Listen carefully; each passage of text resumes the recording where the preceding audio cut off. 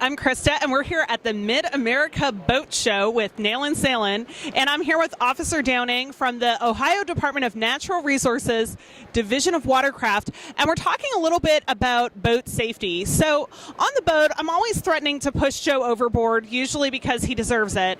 And so you had mentioned that we should maybe have a plan for what we would do if someone goes overboard. So what would you recommend? Well, the first plan is plan on having everyone wearing a life jacket. That way if someone does fall overboard, they already are floating, they have a life jacket on, and it's easier to get them back into the boat then. So do you think that everyone on a boat should always have a life jacket on, obviously when you're out on the water? Absolutely. You always want to plan for that worst thing that can happen. There's lots of life jackets out there that are very comfortable these days to wear. Sure, like maybe an inflatable? Correct. There's inflatable. There's also some vest styles that if it's cooler out, they'll keep you a little bit warmer. And there's a lot of those inflatables as well. What should you look for in choosing a life vest, especially if you're going to wear it all the time? You want something really comfortable. Are there things that you should look for when you're making that choice? Yeah, I mean, comfort is always an important thing for people. Probably another thing to look for as far as an inflatable is there are some styles that will automatically inflate, which is a very good thing if you're unconscious. There are other styles that you have to inflate, which is a little bit of a downside, and some even that you have to take other steps after you inflate it to put it on.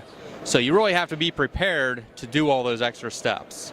Right, so get a great inflatable. So then Joe's wearing an inflatable. I've just pushed him overboard. He deserved it, so it's kind of okay. What do I do next? So next, hopefully you're good at the helm of the sailboat and you can bring it back around and get him some sort of device so you can bring him back towards the boat. All right, and you'll need to bring that boat to a stop, of course, or at least close to a stop so that you can bring him back towards the boat and get him back on board. So what's interesting is we have throwables on our boat, obviously, but if I think about it, if Joe's fallen overboard or I pushed him and I throw him a floatable, the key is making sure that floatable is attached to a line. Very good idea. It's not required by law for it to have line, but it's a good idea too. We always recommend it. There's also some devices out there. I know one brand, I'm not saying any brand that you should buy, but it's called a life sling. A lot of sailors have it. It has a line already attached, and it is a Coast Guard approved Type 4. So it's a device that you could attach to a cleat, loop around them like you would for a tow rope, and they can hang on to that and you can bring them in. That's great because, you know, it's interesting. You always make sure you have all these inflatables and throwables, but getting the person actually physically to the boat is probably one of the harder parts. True. And then, I mean, the next step after that, you need to think, can I get them into the boat? Do you have a ladder, or do you need to rig something up to get them into the boat? You know, a line with a loop, with straps, something to get them back into the boat, because some sailboats are high enough up that you can't just climb right in. Right, and you probably also need to watch out for the propeller, because that presumably could be disastrous. Exactly. Always, if you're bringing anyone in the boat, always shut that motor all the way off. Just having it in a neutral, you might say that's good enough, but sometimes those props turn slow, or you could bump it into gear by accident, and now you have a very serious injury maybe on your hands. That's great. So, plan of action after I throw Joe overboard. First, hopefully he's wearing an inflatable already.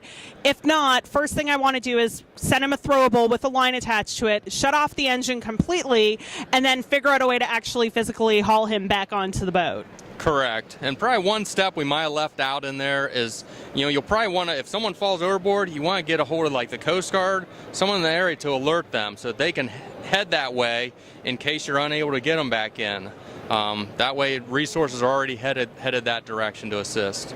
That's great. Excellent. Thank you so much. Are there any other tips that you'd like to share? Only other thing, I guess, just make sure, check through your whole boat, make sure you have all your required equipment, your flares, your fire extinguishers, double check things, and feel free to contact us for a safety inspection at any point. We're more than happy to go through those, let you know if you're missing anything, and if you have everything that you need, we give you a decal showing that you passed. Oh, cool. And then you're probably less likely to get stopped in the future.